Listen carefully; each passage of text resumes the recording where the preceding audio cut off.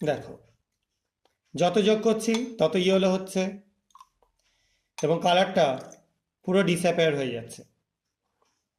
তাহলে যতটা যোগ করে দিলাম আমি, তার জন্য কিন্তু পুরো কালারটা চলে গেল। এবার আমি এখান থেকে কিছুটা KNO4 সলিউশন অ্যাড করব। এর মধ্যে কিন্তু MnO2 মিক্সচার নেই। দেখো, অ্যাড করবার সঙ্গে সঙ্গে সলিউশনটার কালার একটা বিশেষ টাইপের কালারে চলে এলো, যেটা KMnO4 এর একদম প্রথম দিকে কালার ছিল। আশা করা যায় সবাই কালারটা দেখতে পাচ্ছ। এবার আমরা এর মধ্যে যোগ করে দেবো কিছুটা Na2 solution, sodium sulphide solution. যোগ করবার সঙ্গে সঙ্গে খেয়াল করো কি চেঞ্জ হচ্ছে।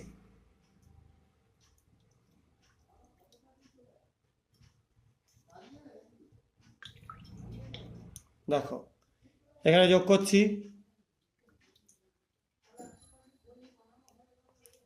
আরো কিছুটা যোগ করলাম। দেখতে পাচ্ছ সলিউশনের কালার বিশেষ রকম ভাবে একটু চেঞ্জ হচ্ছে, লালচে কালার হয়ে যাচ্ছে আস্তে আস্তে।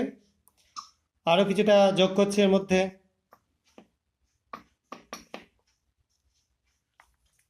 এবং একটা গ্লাস রড দিয়ে একটু সামান্য নাড়িয়ে দিচ্ছি। দেখো কালারটা আস্তে আস্তে লালের দিকে হয়ে যাচ্ছে। এবং আরও কিছুটা আমরা যদি সলিউশন মিক্সচার এর মধ্যে যোগ করে দিই, তাহলে এই কালারটা কিন্তু আস্তে আস্তে ইয়েলোর দিকে রান করতে থাকবে। কেন এরকম হচ্ছে?